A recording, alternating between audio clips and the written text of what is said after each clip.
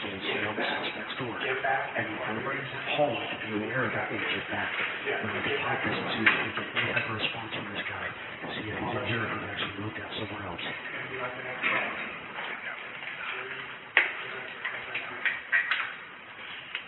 Breach.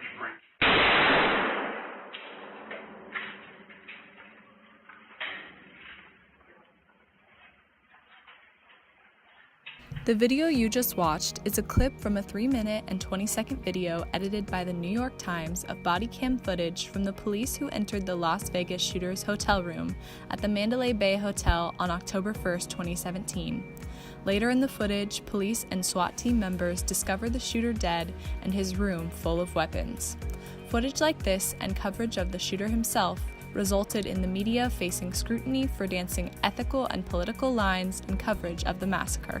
Today we will go over a summary of the event, weave in themes of politics and social justice throughout the video, analyze the case through the Potter box, look at the truth and objectivity of the reporting, and then address the modern problems of terrorism and hate relating to the case and conclude with why this case matters to media professionals. On October 1st, 2017, Stephen Paddock opened fire from his 32nd floor hotel room balcony at the Mandalay Bay Resort and Casino on the Route 91 Harvest Country Music Festival. 59 people were killed and 527 were injured. Paddock then took his own life in the hotel room. The shooting ensued for 9 minutes. A SWAT team entered Paddock's hotel room to find him dead. The room contained 23 firearms. Paddock had placed the 23 guns in the room over the course of the week in 10 different suitcases. The event was immediately covered by a storm of media outlets and citizen journalists. The Potter Box is a helpful ethical tool that assists journalists in analyzing their stories on a case-by-case basis. The 4 sections all serve an essential step to the ethical decision-making process. Facts. The facts of this case were blurry in the beginning, so the ethical choice lies in how much the outlet reported on.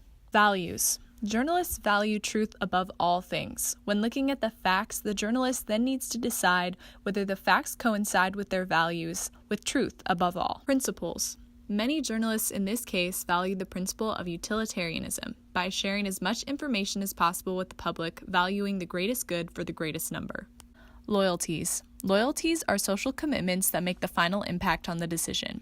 The journalists in this case value their publics and readers, so again, they've decided to give them the information they desired as quickly as possible. Politics played a big role in this case. Due to the extreme nature of the shooting, it was labeled as an act of terror by ISIS very quickly by many news outlets, and the terrorist group itself. Soon, authorities said a sweep of law enforcement databases showed Paddock had no known run-ins with the police, and despite the Islamic State's repeated claims otherwise, investigators also could not find any connections to international terrorist groups, according to an article by the Washington Post in October 2017.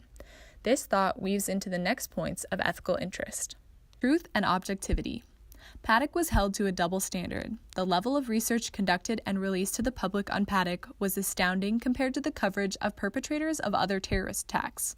If Paddock was of a different ethnic background, would the media have labeled him as a terrorist and gone this far into his personal life? He was labeled as a lone wolf when news of his race reached news outlets. While these journalists did present the truth, why is this type of reporting not done on people who perpetrate similar attacks? This leads into my final point about the modern problems relating to terrorism and hate. When journalists report on acts of terror or violence, they bring more attention to these acts. The amount of coverage, the graphic images seen, and the body camera footage released only give people who want to perpetrate acts like this a better idea of how to do it. Coverage of violence makes violence more likely. In situations of terror, journalists may take the side of humanity, even if it means abandoning objectivity. In this case, humanity was subject to some graphic details that illustrated a gruesome picture. Overall, analyzing this case is important for several reasons. Media outlets need to learn from their history and how stories are covered, making sure that missteps are not repeated. A completely truthful and objective lens should be used when reporting on a matter of violence, no matter the perpetrator's race or religion. Looking at cases like this as young journalists can teach us how to report as ethically as possible, because such reporting requires excellence in both ethical reflection and professional technique. This event also impacted U.S. history regarding gun violence. And here's how much of the country and even the celebrities reacted to the deadliest shooting in modern U.S. history. Stephen Colbert put jokes aside, opening The Late Show with this message. We want to send our thoughts and prayers to the victims and their families and everyone who was hurt by this unimaginable cruelty. Emotions overtook Jimmy Kimmel. He was in tears during his opening monologue. We have children without parents and fathers without sons, mothers without daughters. There's probably no way to ever know why a human being would do something like this. James Corden stood before his dimly lit studio audience. Gun violence should not be a staple of American life.